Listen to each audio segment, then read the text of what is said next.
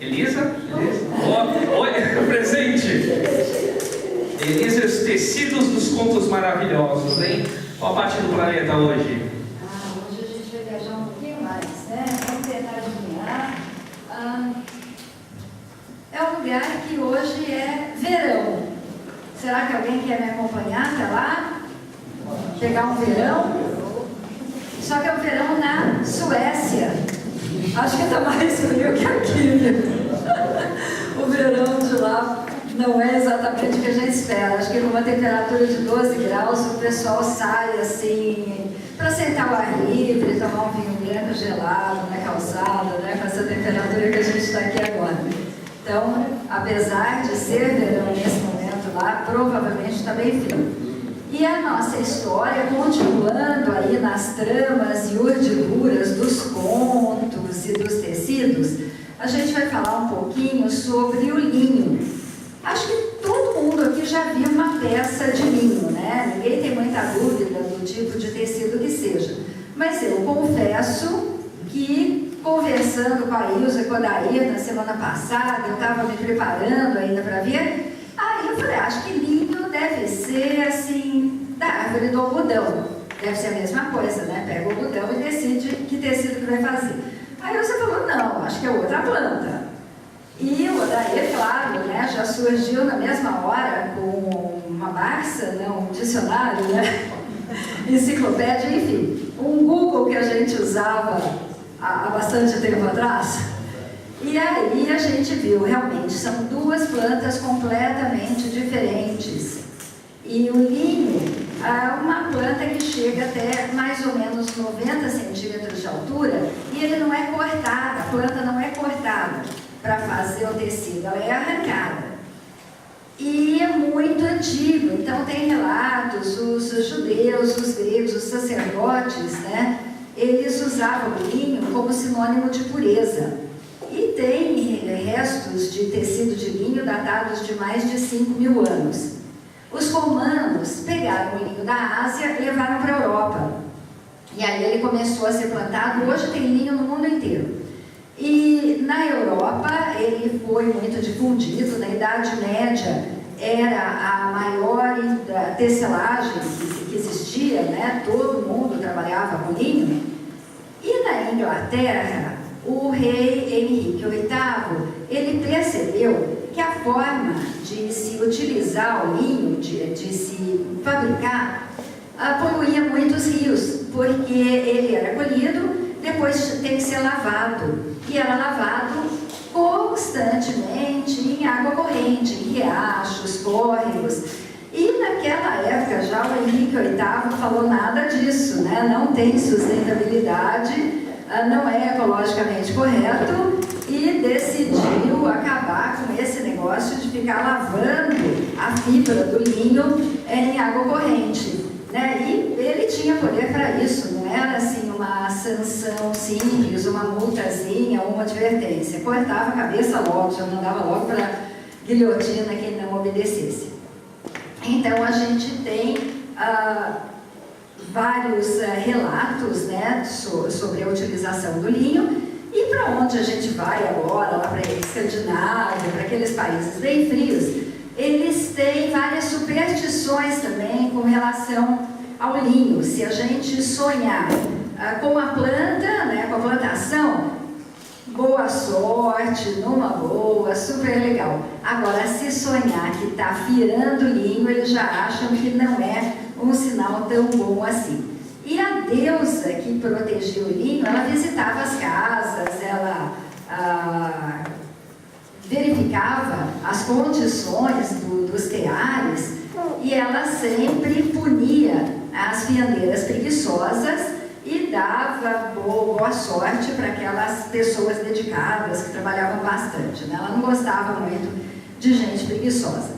Então, na Suécia, muitas coisas são relacionadas a tecido. E esse conto, como muitos outros que a gente viu, começam em uma choupana, num lugar muito pobre, onde morava uma viúva, né? As viúvas, tradicionalmente, as mulheres que sustentam casa, em geral, as casas são mais empobrecidas, é mais difícil, e ela tinha uma filha muito bonita.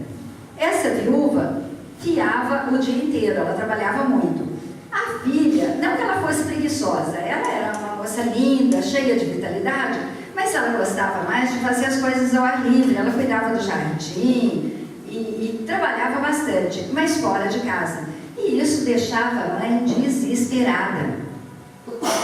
Não sei por que é um hábito das mães acharem que elas sabem o que é melhor para as filhas, né? Não sei se vocês conhecem alguém assim, né? Que a mãe acha que ela pode decidir o destino da filha, que ela que sabe o melhor, né?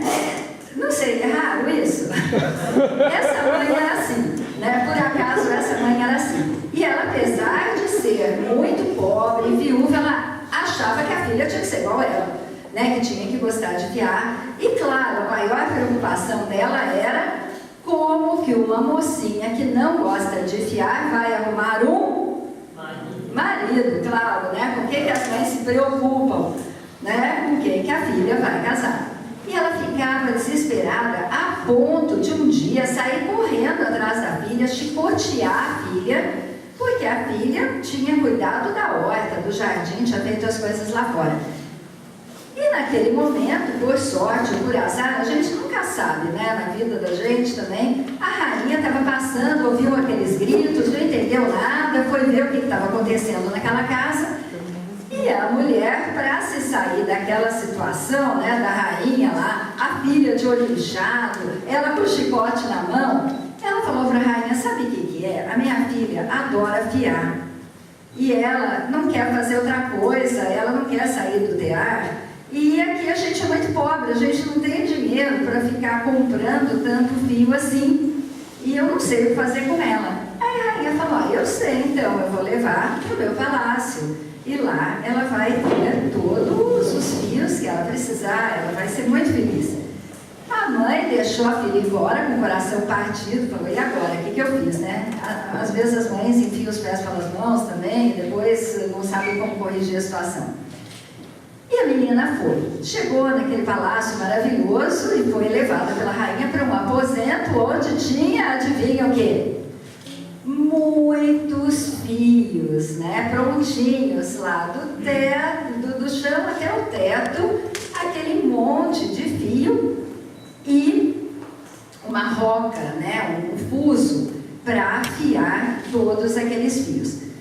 A moça ficou sem chão, sem perna, não sabia o que fazer, e a rainha falou: olha, você é muito trabalhadeira, apesar de ser pobre, eu acho que não existe dote melhor do que um bom trabalho. Então, se você conseguir fiar tudo que está aqui, eu vou ter certeza que você é a melhor esposa para o meu filho mais velho. Desespero tomou conta, né, daquela moça, e ela começou a chorar, né, que também é bem comum, não sabe o que faz, senta e chora. De repente ela levantou a cabeça e viu uma figura muito estranha. Era uma velhinha, tortinha assim, quase deformada, e como se não bastasse, ela tinha um pé que era do tamanho dela. Aquilo parecia um remo. Ela tomou aquele susto. E como ela era muito gentil, uma moça muito boa, educada, ela pediu a bênção para a vovozinha e foi super carinhosa, né? Disfarçou aquele susto tremendo, né? E a senhorinha perguntou por que ela estava chorando tanto. Ela explicou, contou a história. A senhorinha falou: olha, não seja por isso. Eu vou fiar tudo isso aqui para você. Só tem uma condição. Quando você se casar com o príncipe, eu quero que você me convide para o seu casamento e me trate sem nenhum constrangimento e me chame de tia. A moça, de bom grado, prometeu. Falou: imagina, se eu sair dessa enrascada, o menor dos meus problemas vai ser chamar essa criatura adorável de tia, né? E tratar bem do meu casamento. Caiu num sono profundo, acordou quando o quarto já estava repleto de meadas prontas para serem tecidas, né? Aquela coisa maravilhosa, tudo organizadinho, e nem sinal da velhinha. Em compensação, segundos depois, entrou a rainha, ficou maravilhada com todo aquele trabalho e falou: ah, você realmente é é a pessoa que eu gostaria.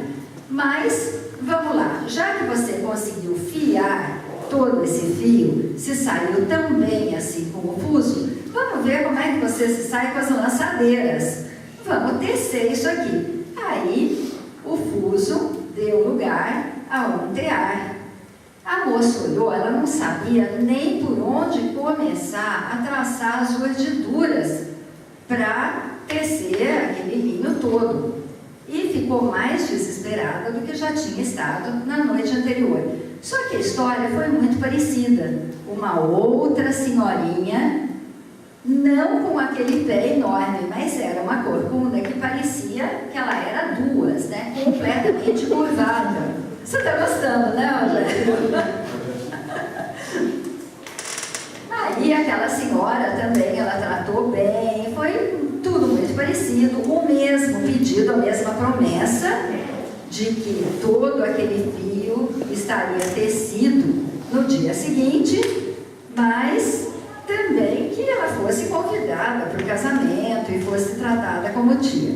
A moça não teve dúvida, aceitou, caiu em sono profundo novamente e mais uma vez a rainha teve uma tremenda de uma surpresa quando entrou naquele quarto e viu aquele monte de tecido, o mais fino que ela já tinha visto. Por mais que ela fosse acostumada a tecidos finos, nada parecia com o que ela encontrou naquela sala.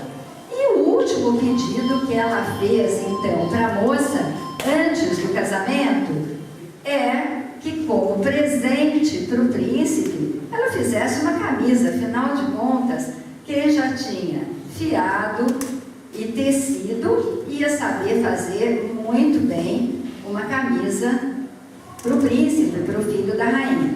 Então, o tear foi tirado da sala e aí foram colocadas agulhas, tesouras, linhas, para que fosse feita a camisa.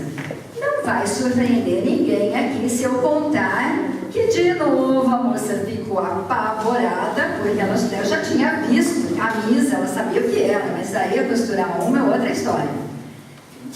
E de novo apareceu uma senhorinha na frente dela, só que dessa vez a senhorinha era um polegar enorme, as mãozinhas ficavam na frente do corpo e aquele polegar dela era imenso. Eu nem vou dizer o que parecia, porque o Rogério já começou aí antes da hora, então eu não vou fazer comentário nenhum a respeito do polegar da senhorinha. Mas, novamente, a rainha foi surpreendida no dia seguinte com uma camisa digna de todos os reinos, né? Muitos reis brigariam, lutariam por aquela camisa. Lindíssima, perfeita, a costura era invisível de tão bem feita que estava, né? Botões maravilhosos, e aí não existia mais dúvida de que o casamento deveria ser celebrado. No dia do casamento, festa no reino, todo mundo nas ruas, e o único pedido da nossa mocinha foi que a mãe dela fosse convidada e 3 tias que ela gostava muito. E não houve problema nenhum em atender esse pedido, houve o convite, e aquelas carruagens brilhando, ouro e prata foram chegando na cidade. Toda a população nas esquinas, né? Parecia até que o Papa estava chegando, mas não era. Era quase aquilo, só que não tinha metrô, não tinha assalto no metrô, não tinha furto, não tinha trânsito, né, para ficar segurando as pessoas na metade do caminho. E aquelas carruagens, pessoas super bem vestidas, e a última das carruagens a chegar era muito estranha.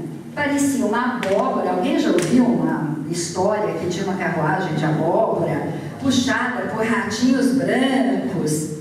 Era essa a carruagem que chegava e dela desceram 3 senhorinhas. Uma com um pé enorme, a outra completamente curvada e a outra com um polegar enorme. E foram extremamente bem recebidas pela princesa já, né, pronta para casar com o príncipe. tratou bem, durante a festa levou para a mesa real, as 3 senhorinhas comeram tudo que elas queriam e se divertiram muito, a festa maravilhosa, promessa cumprida, só que o príncipe não estava entendendo nada, né? Ele falava, eu queria saber quem são essas tias, né? Saber um pouquinho melhor, será que tem alguma coisa genética aí? Deixa eu tentar entender. Aí o príncipe chegou para a primeira e falou, olha, senhora, está gostando da festa, está tudo bem aqui? Sabe o que eu queria saber? O seu pé, assim, é de nascença, né? Aí ela falou, não, é de tanto fiar. Eu sempre gostei muito de fiar e fiquei assim. A segunda, quando ele perguntou da corcunda, a mesma resposta, de tanto tecer. E com relação ao polegar, de tanto costurar. Aí ele prestou atenção naquilo, olhou para a princesa, né, para a noiva dele, que eles já estavam totalmente apaixonados, e ele olha para aquela moça lindíssima e falou, quer saber? Eu vou pedir para ela me fazer uma promessa agora. Qual a promessa que ele pediu para ela fazer? Jamais fiar, jamais tecer e jamais costurar. Será que foi difícil para a nossa heroína cumprir essa promessa? Nem um pouquinho. Ela cumpriu a promessa, ficou longe de todos aqueles equipamentos, foram felizes, só que nunca mais ela teve notícia dessas 3 fadas. Elas devem estar por aí, na casa de alguém. É só a gente procurar bem que acha, né? Obrigada, gente!